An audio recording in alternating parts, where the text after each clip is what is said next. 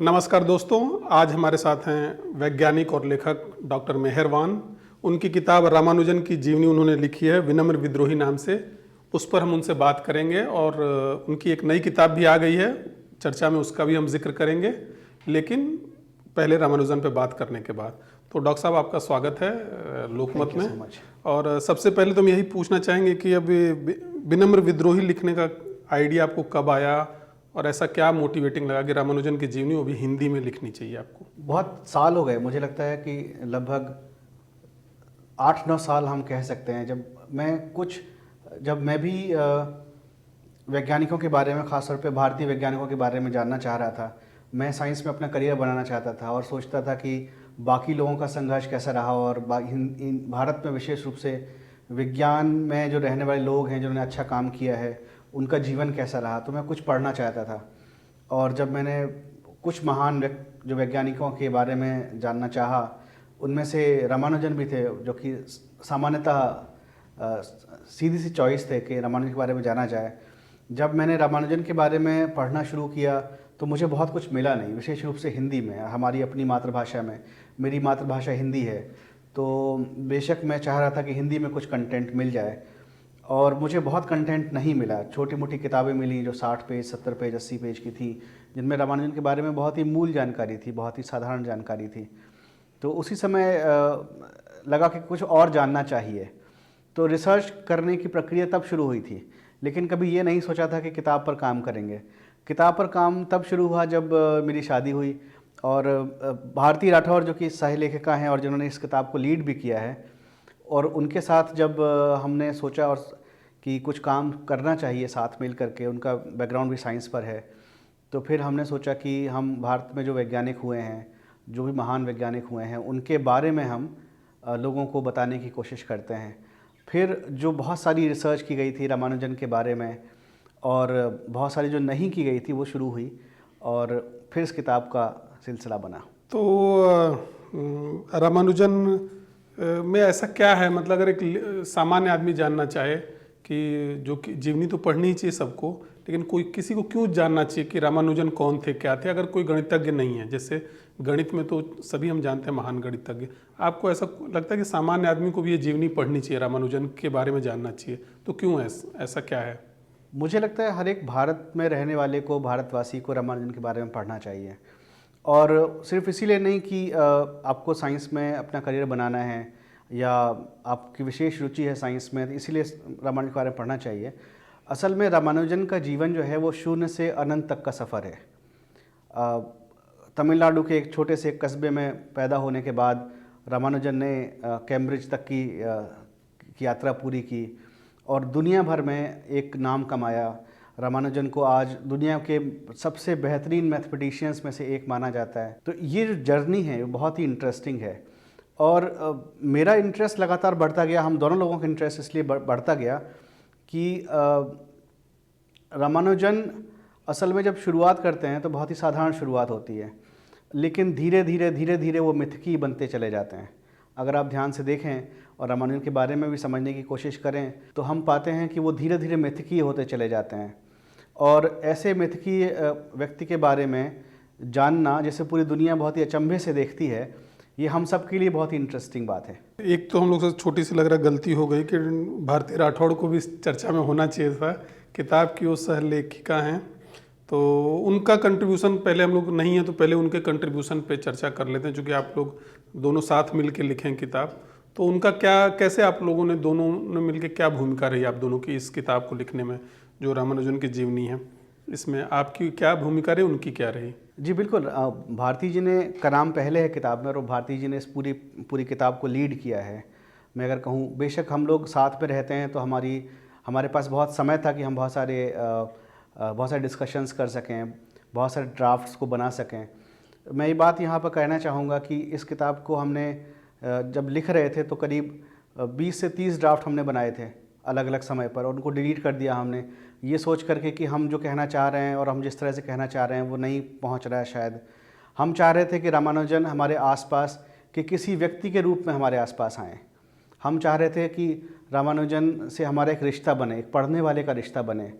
और इस प्रक्रिया में जब हम कई बार लिखने की सोच रहे थे तो हमें लग रहा था कि ये उस तरह से नहीं आ रहा है जिस तरह से आना चाहिए, और इस पूरी प्रक्रिया में भारतीय आगे थी, मैं सिर्फ पीछे था उनके।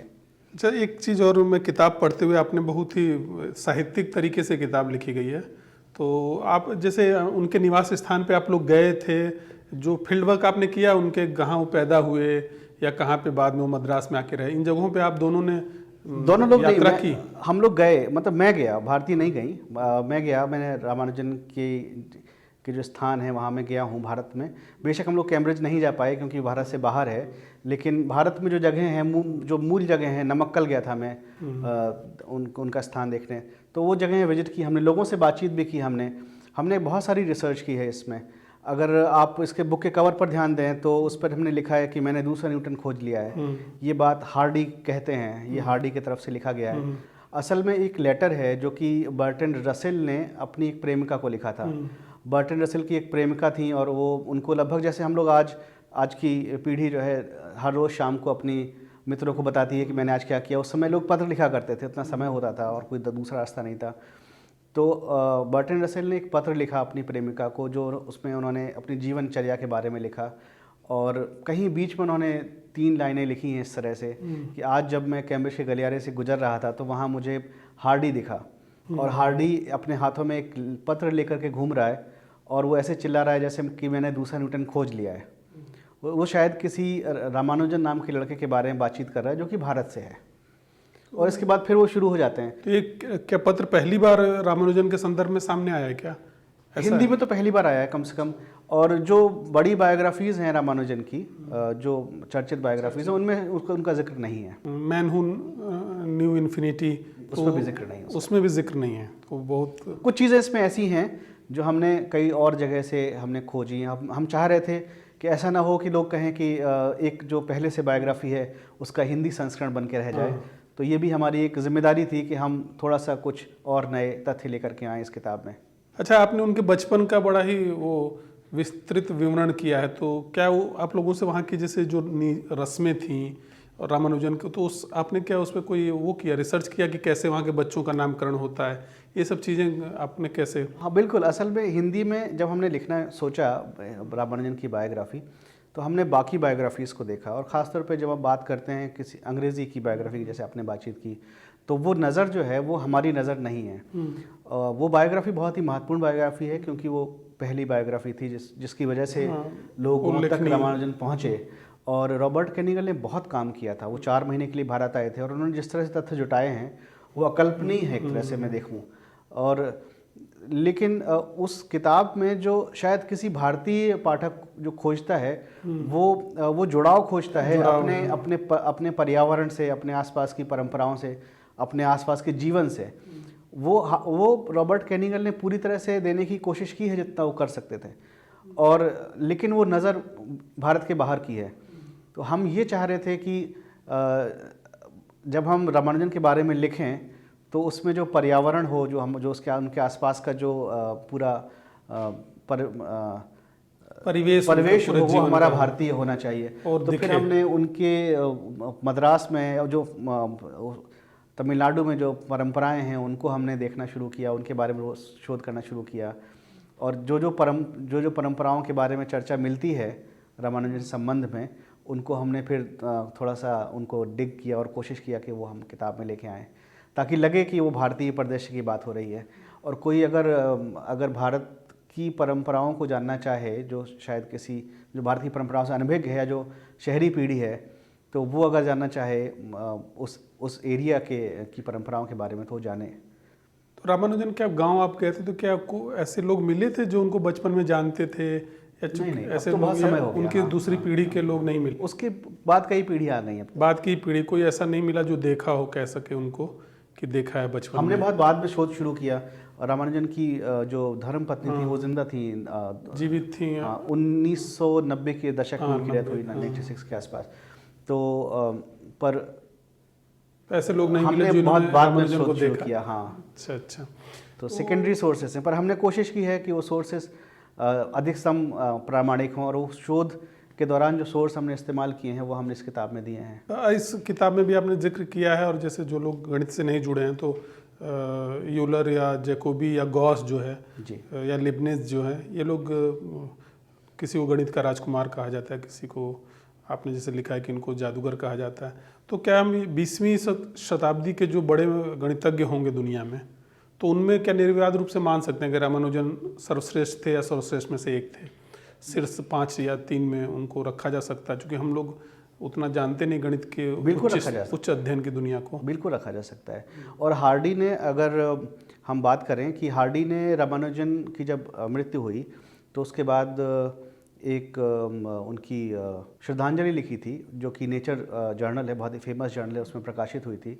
उसमें उन्होंने लिखा था कि रामानुजन के काम की महत्ता के बारे में आज से कम 20 साल बाद लोग पहचान पाएंगे। और हार्डी ने कुछ जगहों पर यह भी लिखा है कि रामानुजन जैकोबी से कहीं कम नहीं थे, जिनका आपने जिक्र किया। अब हम रामानुजन के संघर्ष के बारे में आते हैं। एक जैसे कि बहुत जीनियस व्यक्ति थे, और लेकिन उनको बहुत गरीबी में उनको सामना करना पड़ा, जैसे शिक्षा के लिए ही उनको संघर्ष करना पड़ा। और तो आपको क्या ऐसा लगता है कि ये कहीं ना कहीं वो इंस्पिरेशनल स्टोरी भारत के जो औपनिवेशिक समाज है ना, कि जो एकदम दमित शोषित समाज है, उसमें उभरने की कथा रामानुजन को और बड़ा हीरो बना देती है, कि वो हर जो भी विपरीत परिस्थितियां थीं उनसे लड़ते हुए, और उनका जो पूरा संघर्ष था खुद को साबित करने का संघर्ष था कि मैं फेक नहीं हूँ या मैं फ्लूक नहीं हूँ, मैं कुछ ऐसा करता हूँ जो कुछ है मेरे पास। तो और उससे शायद चूँकि अभी पूरी 20वीं सदी भारत का, मान लीजिए आज़ादी के बाद की ये पूरी पीढ़ी को ही एक साबित करना, हम सब आज भी साबित करने का प्रयास करते हैं कि नहीं, भारत कर सकता है। तो आपको लग रहा है कि वो रामानुजन की कहानी में ऐसा मोटिवेशन है, इसलिए भी उनका हीरोइज्म लोगों को ज़्यादा आकर्षित करता है, और वो एक विश्व स्तरीय जो अभी हमारे ऊपर बार बार आरोपित होता है ना, कि यहाँ की हर चीज़ जो है सब स्टैंडर्ड है या कमतर है, लेकिन रामानुजन गणित के क्षेत्र में जो है श्रेष्ठतम के बीच में रखे जाने योग्य हैं, और वो गरीबी और अभाव से उभर के उन्होंने अपने को साबित किया। तो आपको ऐसा इसके बारे में आपकी क्या राय है? बिल्कुल, हमने अपनी जीवनी में इसको साबित करने की कोशिश भी की है, मतलब ये निकल के आया है। अगर आप ध्यान से देखें उस समय के बारे में, जिस समय की हम बात करते हैं, जब रामानुजन थे 1920 के पहले का समय, ये वो समय था जब अंग्रेज़ हमारे बारे में कहते थे, अंग्रेज़ जो बुद्धिजीवी थे वो कहते थे कि भारतीयों के पास ऐसी बुद्धिमत्ता नहीं है कि वो तार्किक काम कर सकें, या वो नया ज्ञान नहीं खोज सकते, ऐसा लोग बोलते थे। और ऐसा कई बड़ी जगहों पे ऐसा बोला गया। लेकिन ये वही समय था जब बहुत सारे और लोग भी उभर कर आने की कोशिश कर रहे थे, जैसे कि ये सारे लोग उस आज़ादी से पहले जन्म ले चुके थे। बिल्कुल। और तो ये जो सोच थी, ये जो विचार था, इसको सबसे ज़्यादा चुनौती दी हमारे रामानुजन और जगदीशन बोस ने उस समय। बोस रामानुजन का जीवन अगर हम बात करें तो जैसे हमने पहले भी कहा कि शून्य से अनंत तक का सफ़र है, और उनके आसपास कोई ऐसा नहीं था जो उनकी प्रतिभा को सीधे तौर पर पहचाने। रामानुजन को बड़ा संघर्ष करना पड़ा अपनी प्रतिभा के बारे में लोगों को बताने के लिए।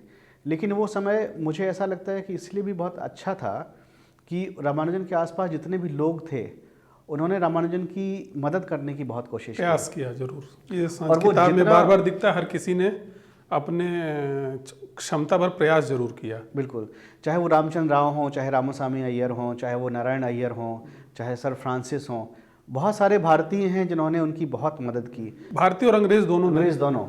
और उसके बाद हम अंग्रेज़ों की अगर बात करें तो उन्होंने भी ऐसा नहीं है कम मदद की। अगर आप ध्यान से सोचें तो पाएंगे कि प्रोफेसर हार्डी लगभग 35 साल के थे जब उनका रामानुजन से पहला खत आया, संवाद हुआ।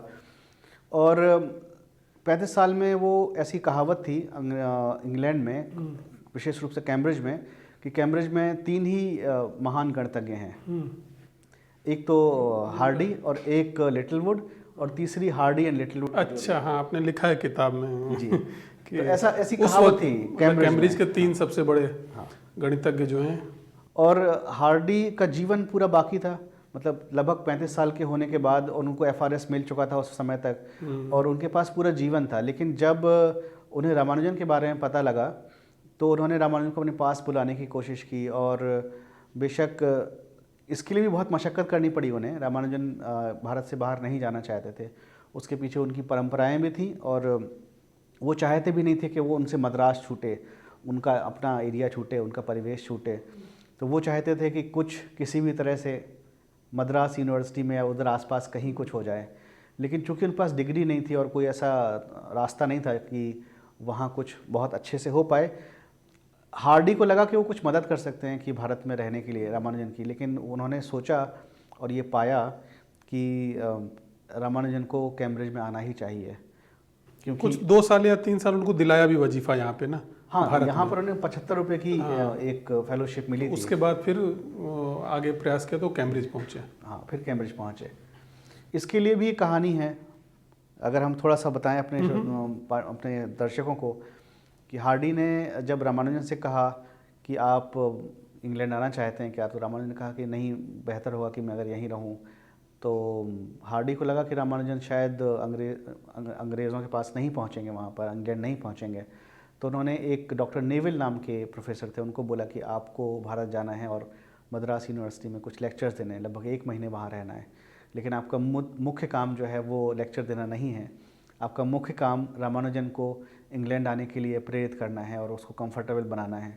तो इसलिए डॉक्टर नेविल यहाँ पर आए थे और फिर रामानुजन को लगा, थोड़ा सा फेमिलियरिटी हुई उस परिवेश के साथ, अंग्रेज़ों के साथ, जिस कारण से वो निर्णय ले पाए कि मुझे इंग्लैंड जाना है।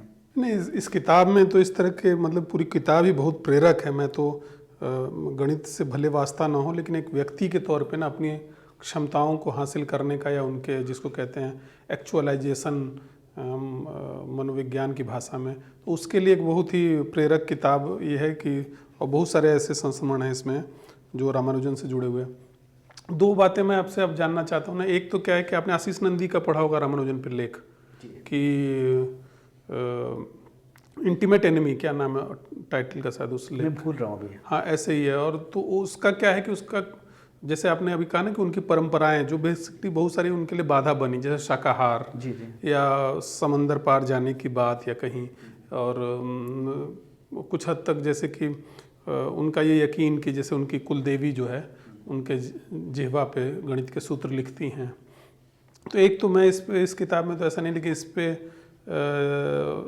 आपकी राय जानना चाहूँगा। दूसरी, एक जो किताब पढ़ के और कुछ लोगों ने जो पढ़ी है और जो अन्य संदर्भ में भी ये अक्सर कहते हैं ना कि भारत में तो प्रतिभाशाली आदमी के संग यही होता है, तो क्या ये इस तरह का यूनिक केस है? चूँकि आप विज्ञान की दुनिया को ज़्यादा करीब से देखते हैं, तो क्या ये भारत में ही ऐसा बस होता है कि कोई प्रतिभाशाली आदमी लंबे समय तक पहचान के लिए संघर्ष करता है, या दुनिया के और भी कोनों में और भी वैज्ञानिक ऐसे हुए हैं, और ये हमारी कोई भारत की मिट्टी की कोई खराबी नहीं है कि यहाँ टैलेंटेड आदमी मर ही जाएगा?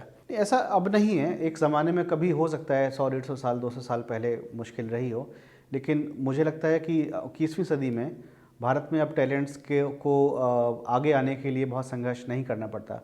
अब समय बहुत बदल गया है, रामानुजन का समय भी बहुत अलग था, और रामानुजन, जैसे कि हमने बात की कि रामानुजन को भी बहुत सपोर्ट मिला। मैं कहना चाहता हूँ कि रामानुजन एक बहुत बेहतरीन केस हैं ये समझने के लिए कि जो एक्सेप्शनली टैलेंटेड लोग जो हैं, जो यूथ है, युवा है, उसको हमें बचाना कैसे है, और उस टैलेंट को बचाने के बाद उसको फ्लोरिश करने में मदद कैसे करनी है।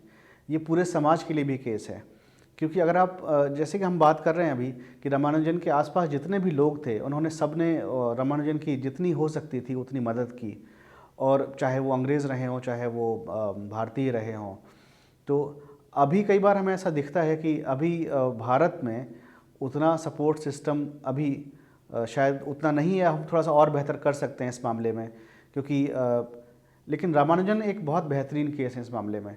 अगर आप किताब पढ़ेंगे तो पाएंगे कि हार्डी ने ऐसा बहुत कुछ किया, और हार्डी से पहले जब वो भारत में थे तब भी उनके मित्रों ने और उनके आसपास के पहचानने वालों ने रामानुजन के लिए इतना कुछ किया कि जिससे उनकी प्रतिभा को बचाया जा सका, और न सिर्फ बचाया जा सका बल्कि उसको फ्लोरिश करने में मदद मिली। अगर ऐसा नहीं होता तो रामानुजन भी कहीं खो गए होते।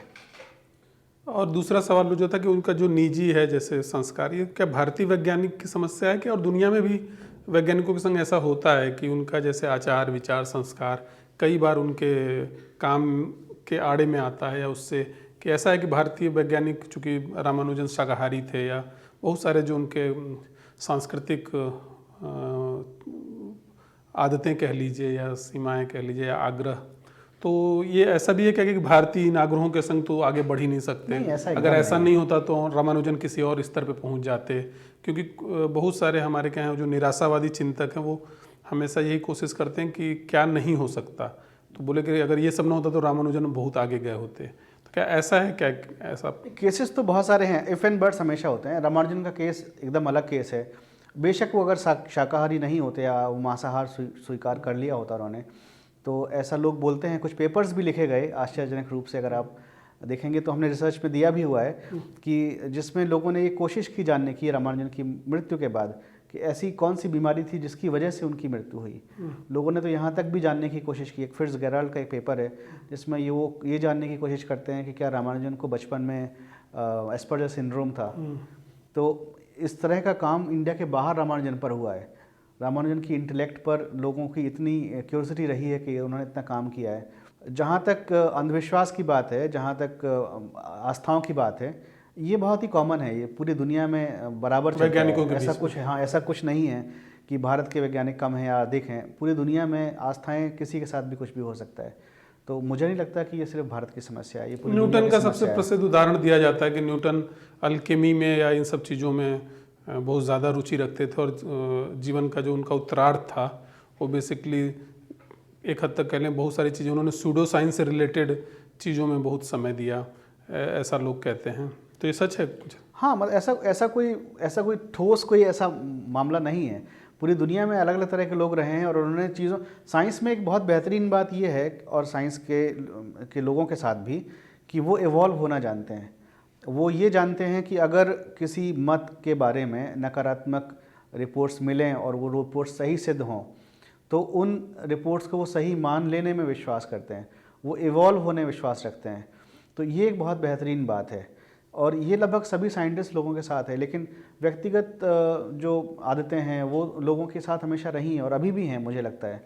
और बिलीफ सिस्टम भी अगर आप कहें तो ये साइंस में ही ऐसा संभव है कि एक बार हम कहते हैं कि एक ऐसी चीज़ होती है, इस तरह से होती है, फिर जब कुछ समय बाद जब और रिसर्च होती है और ज़्यादा लोग नई रिपोर्ट्स को पाते हैं, तो फिर वो पाते हैं कि नहीं, ऐसा नहीं था, कुछ और तरीका था या उसके उलट था, तो विज्ञान उसको मानना शुरू करता है उसके बाद में।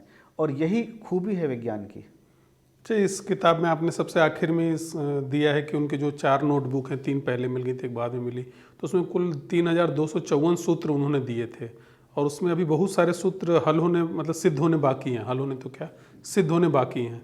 तो क्या मेजर पोर्शन कितना, जैसे कि मान लीजिए अगर 50% काम बाकी ही है क्या? ऐसा लग रहा है जैसे कि नहीं, अधिकतम काम हो चुका है। रामानुजन की जो पूरी पुरानी नोटबुक्स थी वो तो बहुत पुरानी हो गई। हाँ, और कुछ करीब 100 साल तो मान लीजिए मोटा मोटी हो गया। हाँ बिल्कुल, 1920 में उनकी मृत्यु हुई थी। तो और 1960s में ब्रूस सी बर्न्ट को उनकी लॉस्ट नोटबुक मिली थी, और तो उस पर भी काफ़ी समय हो गया है, काम हुआ है लगातार, और तो अधिकतम काम हो चुका है, मुझे ऐसा लगता है। लेकिन बेहतरीन बात यह है कि ये बात कई लोग नहीं जानते शायद, कि रामानुजन, जैसे लोग कहते भी हैं कि रामानुजन को उतरती थी मैथमेटिक्स, ऐसी कहावत है, लेकिन सिर्फ उतरती नहीं थी मैथमेटिक्स। असल में उसके पीछे रामानुजन की बहुत लंबी संघर्ष की कहानी भी थी। वो लगातार घंटों मैथमेटिक्स में डूबे रहते थे, और जब एक कलाकार, जब कहें कि कला कोई इतना पारंगत हो जाता है कि उसकी कला लगता है जादू है, कोई और उसको ना कर सके, इस स्तर पर रामानुजन पहुंच चुके थे। और बेशक वो इसका श्रेय अपनी नमक्कल की देवी, जिनको देवी नामगिरी के नाम से बुलाते हैं, उनको श्रेय देते थे ये। लेकिन उसके पीछे उनका बहुत लंबा संघर्ष रहा है। जैसे कि रामानुजन की जो नोटबुक्स की आपने बात की, उन नोटबुक्स में प्रूफ्स नहीं हैं। रामानुजन के थ्योरम्स के सिर्फ स्टेटमेंट्स हैं, सिर्फ परिणाम है। उसके पीछे का कारण ये है कि शुरुआत में उनके पास उतना संसाधन नहीं थे, तो वो स्लेट में और ज़मीन पर कोयले से और अलग अलग तरीकों से मैथमेटिक्स आपने लिखा, वो बहुत रोंगटे खड़े कर रहे हैं कि स्कूल के बच्चों की तरह स्लेट पे वो लिख के फिर मिटा देते थे, क्योंकि उनके पास कागज़, उस ज़माने में कागज़ बहुत दुर्लभ चीज़ भी हुआ करती थी, और प्रथम युद्ध का भी ज़माना था, तो वो भी कागज़ की दिक्कत रही होगी, तो स्लेट पे लिखते थे और मिटा देते थे। तो इसलिए बहुत सारे जो उनकी उपपत्तियाँ थी या सिद्धि कह लें, तो वो शायद वो न रख पाए हों इकट्ठा, अधिकतम रखी है उन्होंने, ऐसा माना जाना चाहिए कि उन्होंने अधिकतम रखी होंगी, बिकॉज उन्होंने अपनी नोटबुक में जो भी वो सॉल्व करते थे, और ये भी आइडिया उन्हें तब आया जब उन्होंने जीएस कार की बुक पढ़ी, और उस बुक में सिर्फ स्टेटमेंट्स हैं और मैथमेटिक्स के प्रूफ्स नहीं हैं उन स्टेटमेंट्स के। और ये किताब उनको बहुत ही बचपन में मिल गई थी, अपने शुरुआती दिनों में, जब उन्हें शायद मतलब सामान्य रूप से नहीं मिलती, और उन्होंने उसमें वो थ्योरम्स को सॉल्व करना शुरू किया, और वो अपने से करीब 4 से 5 क्लास ऊपर के विद्यार्थियों के प्रॉब्लम्स को सॉल्व करने लगे, और धीरे धीरे और अपने आप को बेहतर बनाते गए वो। तो उस किताब को देखते हुए उन्होंने भी ऐसा आदत डाल ली शायद, और कि वो सिर्फ थ्योरम्स को ही नोट कर लेते थे, जो भी उन्हें नया सूत्र मिलता था वो उसको तुरंत अपनी नोटबुक में नोट कर उन्होंने लेते उसको थे। मॉडल बना लिया कि ऐसे भी अपनी चीज़ों को रखा जा सकता है। हाँ, अच्छा, एक चीज़ में, हाँ कहिए। जब ये भी यहाँ पे भी एक बहुत बेहतरीन सी कहानी है, जब उन्होंने प्रोफेसर हार्डी को अपना वो पत्र लिखा, पहला पत्र लिखा, तो शुरुआत में वो लिखते हैं कि मैं बहुत ही साधारण सा क्लर्क हूँ, मद्रास पोर्ट ट्रस्ट में काम करता हूँ, मेरी सैलरी बहुत छोटी सी है और मेरी कोई फॉर्मल एजुकेशन नहीं है, ऐसे ऐसे बोलते हैं। और लास्ट में आते आते बोलते हैं कि मैंने 60 थ्योरम्स के स्टेटमेंट्स आपको मैं भेज रहा हूँ, और हालांकि इनको सॉल्व करना आपके लिए इतना आसान नहीं होगा। मतलब हार्डी को भी लगा कि ये, और ये हमें भी लगा, एहसास भी था कि गणित में उनकी उपलब्धि उच्च श्रेणी की है। बिल्कुल। तो उन्होंने मतलब फिर हार्डी को भी जब उन्होंने पढ़ा होगा तो उन्हें लगा होगा कि शुरू में उन्होंने लगा कि, उन्होंने कई जगह बोला भी है कि मुझे लगा कि शायद उनका कोई दोस्त है जो उन्हें मजाक कर रहा है, चिढ़ा रहा है इस तरह से इतने ऊंचे थ्योरम्स तो किसी के पास नहीं होने चाहिए। फिर हार्डी ने रामानुजन को कई बार बोला कि जब भी आप स्टेटमेंट्स लिखा करें, स्टेटमेंट्स के साथ उनके प्रूफ्स भी हमें भेजा करें, जो उन्होंने हार्डी के पत्रों में मिलता है, शुरुआती पत्रों में। हार्डी ने एक जो महत्वपूर्ण काम किया वो ये भी जानना चाहिए हमारे सब लोगों को कि हार्डी ने रामानुजन के काम को विश्व पटल पर ला करके, जो उस समय की दुनिया में जो इंटरनेशनली एक्सेप्टेड नॉर्म्स थे मैथमेटिक्स के पेपर्स लिखे जाने के संबंध में, उनमें कन्वर्ट करके उनको जर्नल्स पब्लिश किया, उनको कॉन्फ्रेंस में प्रेजेंट किया। रामानुजन अपने स्तर पर हम कहें कि भारत के सबसे ओरिजिनल मैथमेटिशियन कहे जाने चाहिए। उनके सोचने का तरीका पूरी तरह से ओरिजिनल था, और वो पूरी तरह से, हम इसको कह सकते हैं कि भारतीय ऐसे मैथमेटिशियन अकेले हैं वो जिनका सोचने का तरीका मैथमेटिक्स को बहुत ही ओरिजिनल था, और वो अपने टर्म्स में सारी चीज़ें किया करते थे। जब रामानुजन कैम्ब्रिज गए तो हार्डी ने उनसे कहा कि आप मैथमेटिक्स कीजिए सिर्फ, लेकिन रामानुजन का कहना यह था कि मुझे अगर कोई डिग्री मिल जाए और मैं वापस जाके मुझे एक नौकरी मिल जाए, तो प्रोफेसर हार्डी ने उनको कुछ क्लासेस जाने के लिए उनको बोला कि आप ये क्लासेस कीजिए और डिग्री में हम कोशिश करेंगे कि आपको एक डिग्री मिल जाए। लेकिन हार्डी ने ये पाया कि अगर ये क्लासेस करेंगे सारी अन्य चीज़ों के बाद, कि अगर ये क्लासेस करेंगे तो मैथमेटिक्स में जो इनकी ओरिजिनलिटी है वो हो सकता है कि वो कॉम्प्रोमाइज़ हो जाए। तो हार्डी ये नहीं चाहते थे कि रामानुजन क्लासेस करें और डिग्री करें, जिस तरह से डिग्री के एग्जामिनेशंस दें। हार्डी को ये लगता था कि रामानुजन की जो ओरिजिनलिटी है वो कहीं कॉम्प्रोमाइज़ ना हो जाए। तब फिर हार्डी ने रामानुजन को फिर से कहा कि नहीं, सिर्फ आप रिसर्च कीजिए और आप मैथमेटिक्स सॉल्व कीजिए। और हार्डी का काम यही था कि हार्डी रामानुजन जो भी प्रूफ्स लिखते थे रामानुजन, तो उन प्रूफ्स को जो इंटरनेशनल तरीके हैं, जो स्टैंडर्ड्स हैं, उनमें कन्वर्ट करके, और वो बहुत ही छोटा काम नहीं था, बहुत बड़ा काम था, और उसमें कन्वर्ट करके जर्नल्स को भेजते थे, और जो कि रामानुजन के नाम से छपता था। तो हार्डी ने इस तरह से उन्हें सपोर्ट किया। आप बता रहे थे कि उनको बीए की डिग्री के लिए कोई परीक्षा नहीं देनी पड़ी जो हार्डी ने। हाँ, हार्डी, ये बात भी बहुत ही महत्वपूर्ण है। अगर हम बात करें, रामानुजन को कैम्ब्रिज से बीए इन रिसर्च की डिग्री मिली थी। मतलब ये कि उनको बीए की डिग्री के लिए मैथमेटिक्स कोई एग्ज़ाम नहीं देना पड़ा। उन्होंने ये डिग्री अपने द्वारा किए गए मैथमेटिक्स पर जो काम किया था उन्होंने, उसके कारण मिली थी। और ये इसके लिए भी हार्डी ने वहाँ पर प्रयास किए थे कि ऐसा संभव हो सके। मुझे नहीं लगता कि भारत में आज ऐसा संभव है, आज 100 साल बाद भी ऐसा संभव नहीं है। अगर कोई प्रतिभा इतनी ऊंची है और कोई भी बड़ा प्रोफेसर है, अगर ये देखता है और महसूस करता है कि ऐसा संभव है क्या, तो मुझे नहीं लगता कि आज भी कोई ऐसी डिग्री मिलना संभव है भारत में। रामानुजन के बारे में तो आपकी किताब और सचमुच बहुत अच्छी किताब है, मैंने पढ़ी है, तो लोग इससे जानेंगे। लेकिन हम चाह रहे हैं कि अब ये बात थोड़ी सी आपकी अगली किताब के बारे में भी हो जाए जो आ चुकी है, जेसी बोस पे। तो एक तो उस जेसी बोस भौतिक विज्ञान के आदमी है एक तरीके से, और रामानुजन गणित के। तो उस किताब के की परिकल्पना कैसे बनी, और उसका अगर कुछ संक्षेप में आप बता सकें। और अभी वो अंग्रेज़ी में आई है, पहले ये किताब पहले हिंदी में आई, तो इसकी अंग्रेज़ी भी आएगी। हम कोशिश कर रहे हैं कि किताब भी अंग्रेज़ी में आए। हम मूलतः जेसी बोस वाली हिंदी में आएगी अब? हाँ, ये वो हिंदी में आएगी। वो हिंदी में आएगी। हाँ। तो फिर तब उस किताब के बारे में भी थोड़ा बताइए, और फिर रामानुजन से बोस पे जाने का क्या कारण रहा आपका। और हिंदी में मतलब मुझे ऐसा लगता है कि हमारे आसपास जो भी विज्ञान में कंटेंट है वो हिंदी में बहुत कम है। तो मुझे ऐसा लगता है कि हिंदी में हमारे वैज्ञानिकों के बारे में बहुत सारा कुछ होना चाहिए, और भारतीय जो पाठक वर्ग है उसको भी हमारे वैज्ञानिकों के बारे में जानना चाहिए। तो यही जब हमने रामानुजन पर काम शुरू किया तो फिर इसके बाद जगदीश चंद्र बोस के बारे में काम ऐसे शुरू हुआ कि मैं एक बार प्रोफेसर सीना राव से मिला था, और वो प्रोफेसर बोस के बहुत बड़े फ़ैन आप कह सकते हैं कि उनको हैं। जब वो प्रोफेसर बोस के बारे में बात करते हैं तो उनके चेहरे पे एक अजीब सी मुस्कान आ जाती है, चमक आ जाती है। मैं उस समय तक प्रोफेसर बोस के बारे में बहुत नहीं जानता था। तो मैं एक बार जब उनसे मिला तो फिर मैंने प्रोफेसर बोस के बारे में खोजना शुरू किया, और संयोग से कुछ ऐसा हुआ कि उसी समय मैंने अपनी पीएचडी ख़त्म की थी और मैं खड़गपुर गया था। तो फिर मैं खड़गपुर आईआईटी में पहुंचा, और वहां से फिर मैंने प्रोफेसर बोस के बारे में बहुत कुछ पढ़ना शुरू किया और बहुत कुछ जानना शुरू किया। काफ़ी साल तक रिसर्च करने के बाद जब हमें लगा कि अब पर्याप्त कंटेंट हो गया है, तो फिर उस पर एक किताब लिखी गई जो कि आ रही है, उसका नाम है साइंटिफिक सूफ़ी। और इस किताब के नाम के पीछे भी बहुत सारी बातें हैं जो उस किताब में पढ़ने के बाद शायद पता लगेंगी। अगर नाम का आप रहस्य उजागर करना चाहें तो कर सकते हैं कि साइंटिफिक सूफ़ी, मतलब मुझे भी ये जिज्ञासा थी कि आखिर क्यों उनको आपने सूफ़ी कहा, साइंटिफिक। जगदीश चंद्र बोस ने अपना पूरा जीवन नए ज्ञान की खोज के लिए लगाया था, और अपने लिए व्यक्तिगत रूप से उन्होंने कुछ भी नहीं रखा था। अपने जीवन की सारी कमाई, अपना सारा जीवन विज्ञान को समर्पित कर दिया था। आप उनके घर गए थे कलकत्ता में? हाँ, कहाँ उनका घर है? कलकत्ता में ही? कलकत्ता में। अच्छा। तो उनके परिवार में कोई है? उनके बच्चे नहीं थे। अच्छा, बच्चे नहीं उनके बच्चे नहीं थे। उनके जो दूसरी पीढ़ी जो है उस ब्रांच वाली वो है, लेकिन उनके अपने खुद के बच्चे नहीं हैं। तो जगदीश चंद्र बोस का भी जीवन बहुत ही महत्वपूर्ण है। मुझे लगता है कि हमारे देश के हर एक युवा को उनके बारे में पढ़ना चाहिए, जैसे रामानुजन के बारे में पढ़ना चाहिए। जगदीश चंद्र बोस ने न सिर्फ भौतिकी में काम किया, जबकि उन्होंने प्लांट बायोफिजिक्स में भी काम किया।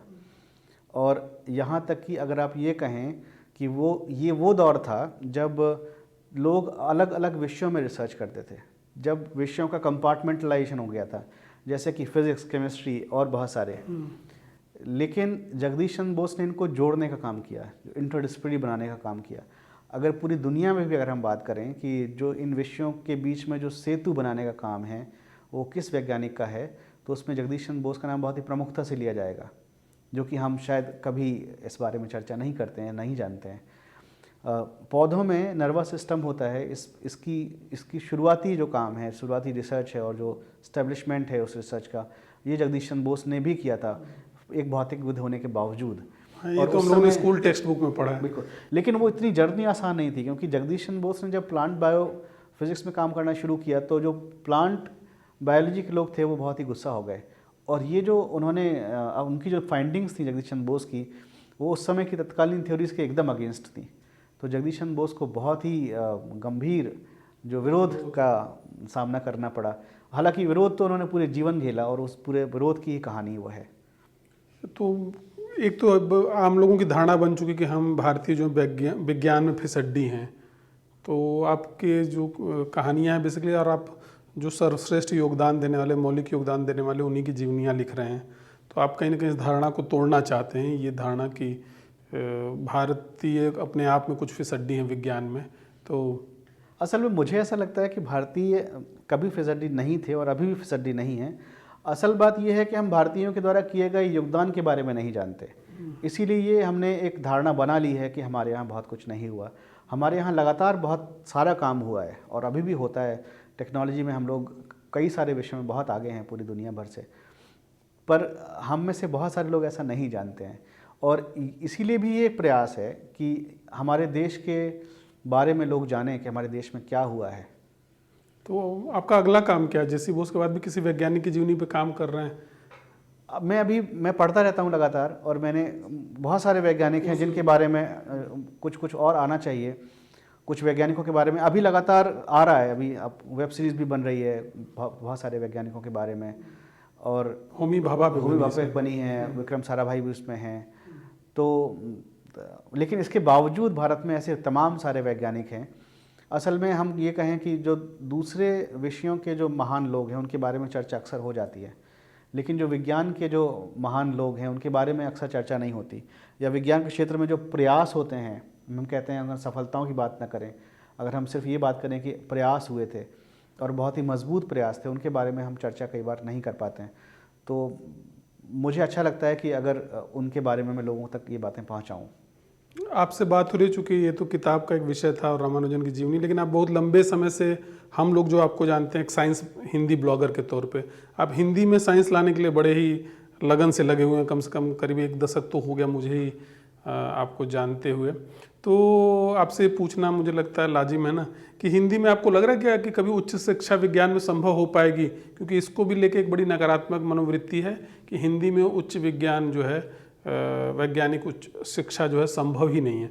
आपको लगता है कि ये मतलब भाषा के स्तर पे कोई समस्या है या संसाधन के स्तर पे कोई समस्या, और आप इसको कैसे देखते हैं? क्योंकि आप पूरे मिशनरी हैं इस मामले में, कहें तो आप लगातार काम करते रहे हैं। असल में हिंदी में बहुत सारा काम होना चाहिए।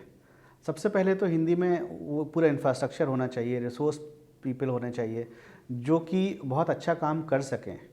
असल में अगर हम हिंदी के में देखें, और ख़ासतौर पे जो अन्य भारतीय भाषाएं हैं उनमें भी देखें, तो बहुत सारा काम हुआ नहीं है और बहुत सारे काम के होने की संभावनाएं हैं। तो अगर हम उस तरह से काम करते हैं तो इसमें कोई शक नहीं है कि भारतीय भाषाओं में, और ख़ासतौर पे हिंदी में, ऐसा संभव ही नहीं कि अगर कोई कह दे कि हिंदी में विज्ञान का संचार संभव नहीं है। या किसी भी भाषा में, भाषा वैज्ञानिक तो कहते हैं हर भाषा नहीं। तो जैसे डॉक्टर साहब, मैं ये जानना चाहता था ना कि मान लीजिए आपसे आज ही जो है, मतलब भारत सरकार तो नहीं, चूँकि भारत सरकार का तो अभी दूसरा एक इशू है, पॉलिटिकल इशू हो जाता है, लेकिन मान लीजिए जैसे उत्तर प्रदेश की सरकार हो या मध्य प्रदेश की सरकार हो जो हिंदी भाषी राज्य है, आपसे पूछे कि हिंदी में विज्ञान को बढ़ावा देने के लिए कौन से 3 काम सबसे पहले करने चाहिए, पॉइंटेड एकदम सीधे सीधे कि ये 3 काम पहले बहुत ज़रूरी हैं, करने होंगे आपको, तभी हिंदी में विज्ञान जो है आ पाएगा, तो आप क्या सुझाव देंगे? आपके दिमाग में ऐसा? हिंदी में सबसे महत्वपूर्ण बात तो यही है जो मुझे लगती है, हालांकि मैंने इस बारे में बहुत नहीं सोचा है, लेकिन मुझे लगता है कि हिंदी में अच्छा रिसोर्स होना बहुत ज़रूरी है। रिसोर्स से नहीं समझ पा रहा हूँ मैं, आप बार। अच्छी किताबें हिंदी में बहुत ज़रूरी अच्छा, है। हिंदी में मतलब साइंस की जो किताबें हैं, जिस विषय का उनको शोध करना, उस विषय में किताबें, अच्छी किताबें होनी चाहिए। भाषा के स्तर पे बहुत सारा काम होना चाहिए डॉक्टर साहब। लेकिन जैसे बहुत सारे लोग हैं ना दुनिया में भी कि पढ़ते दोनों, जैसे हम लोग भी हैं, हम पढ़ते तो अंग्रेज़ी की भी किताबें और हिंदी की भी पढ़ते हैं, और थोड़ी मोड़ी उर्दू की भी कुछ पढ़ लेते हैं, भोजपुरी में कुछ मिला पढ़ लेंगे, जो भी हमको थोड़ा मोड़ा समझ में आता है, लेकिन लिखते हैं हिंदी में।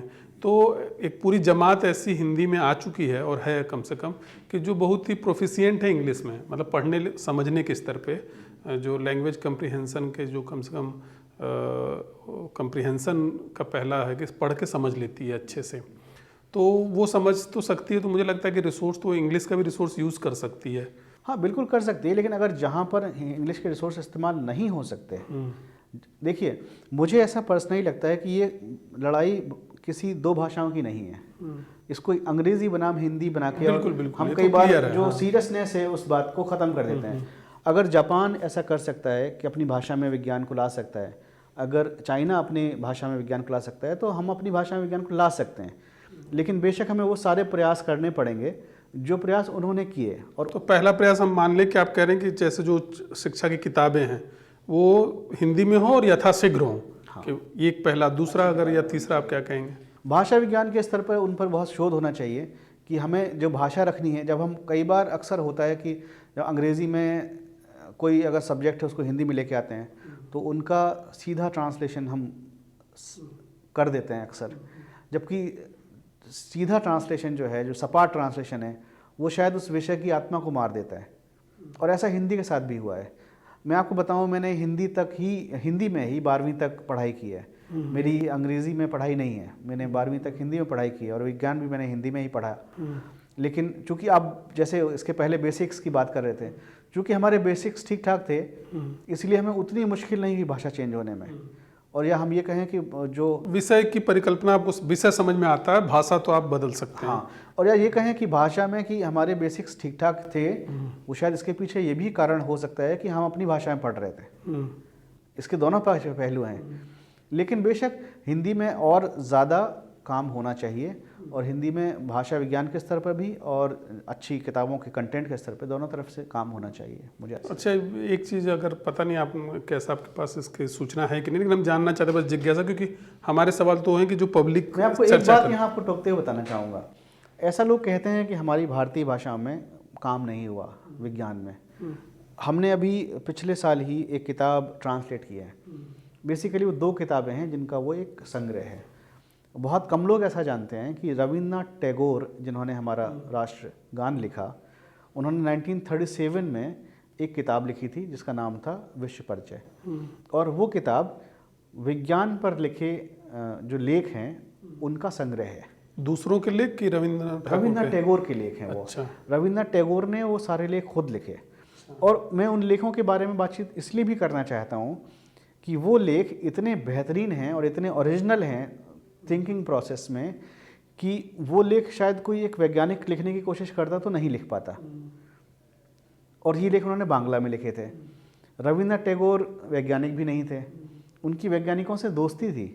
वो उनको वैज्ञानिक जो साहित्य है उसमें उनकी रुचि थी, वैज्ञानिक तथ्यों में रुचि थी, उनको थ्योरीज में रुचि थी। तो उन्होंने इस पर एक काम किया। बात यहीं ख़त्म नहीं होती। लगभग 1875 में हमारे एक और साहित्यकार जिन्होंने हमारा राष्ट्र गीत लिखा, वंदे मातरम, उन्होंने एक किताब लिखी जिसका नाम है विज्ञान रहस्य, बंकिम चंद्र चट्टोपाध्याय। और उनकी किताब है विज्ञान रहस्य, उन्होंने बांग्ला में लिखी थी 1875 ईस्वी में। और वो किताब भी वैज्ञानिक लेखों का संग्रह है। और वो जो लेख हैं वो उस समय के हिसाब से बहुत ही अद्यतन लेख हैं। मतलब कहने का ये कि भारतीय भाषा में उस समय जो दुनिया भर में विज्ञान चल रहा था और आम जन को जिस ज्ञान की ज़रूरत थी, उस ज्ञान को उस समय के साहित्यकार भी लोगों तक पहुंचाने की कोशिश कर रहे थे। ये बांग्ला में ऐसा हो रहा था। तमिल में भी मुझे ऐसा कुछ सुनने में आया कि ऐसा कुछ था। तो इनको आप हिंदी में लेके आए? हाँ, बंकिम चंद्र और रविंद्रनाथ ठाकुर की किताबों को। जब हम जगदीश चंद्र बोस के कंटेंट के बारे में हम रिसर्च कर रहे थे तो बहुत सारा ऐसा कंटेंट था जो सिर्फ बांग्ला में था। तो ये रविंद्र और बंकिम चंद्र वाली किताब कहाँ से छपी है आपकी? ये national book trust. National book trust. तो जब हम जगदीश चंद्र बोस के बारे में रिसर्च कर रहे थे तो बहुत सारा कंटेंट बांग्ला में था। तो मैंने कुछ बांग्ला सीखी, कुछ अपने दोस्तों की मदद से। और मेरे एक मित्र हैं, उनका नाम है सावन बाग। फिर जब हमें इन किताबों के बारे में जानकारी मिली तो मुझे लगा कि हिंदी के लोगों को इन किताबों के बारे में तो ज़रूर पढ़ना चाहिए।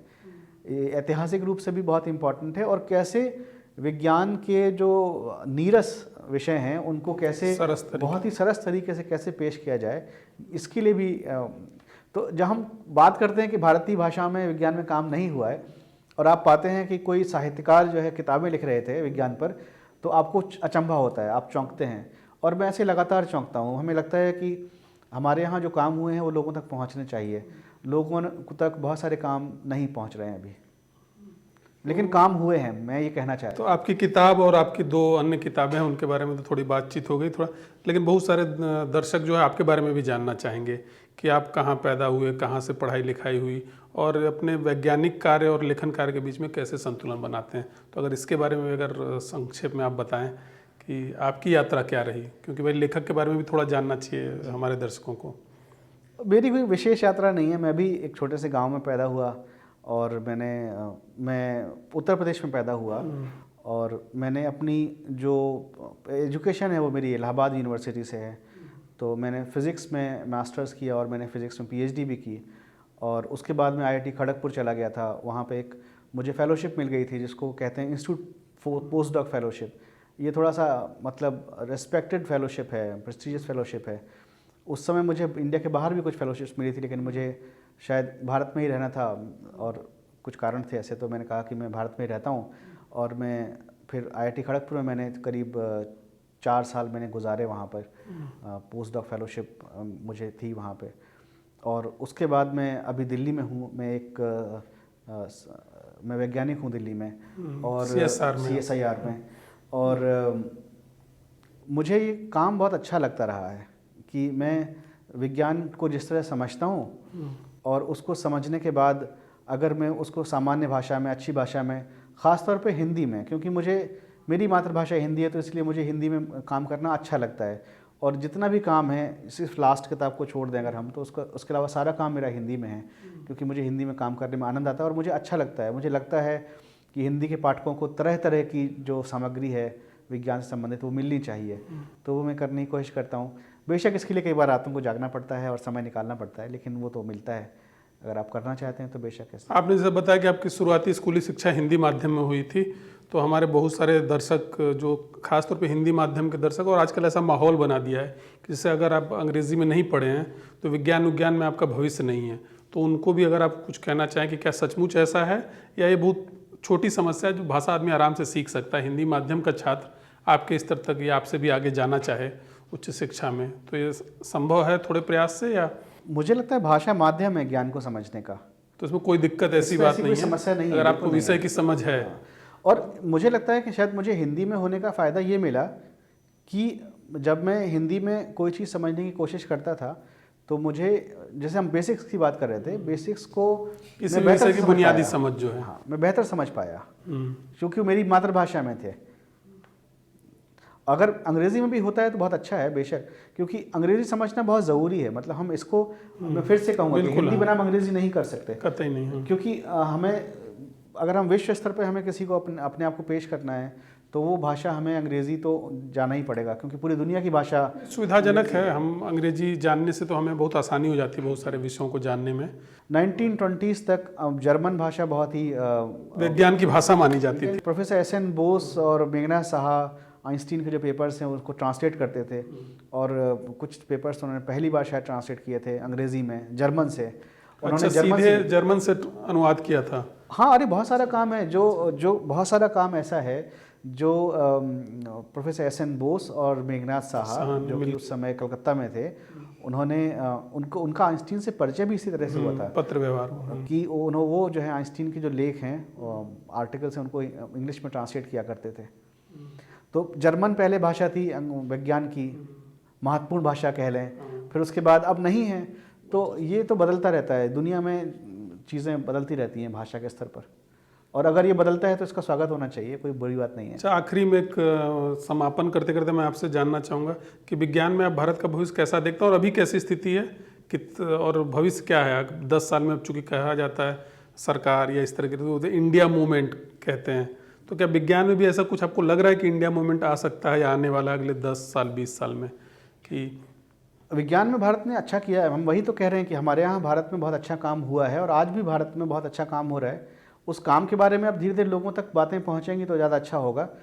बेशक बड़ी खोजों की अगर हम बात करें तो उसके बारे में भारत को और बहुत कुछ करना बाकी है, और ऐसी खोजें जो दुनिया की जो परिस्थितियाँ बदल दें, दुनिया का जो सोचने के तरीके बदल दें, ऐसी खोजों का आना मतलब बाकी है।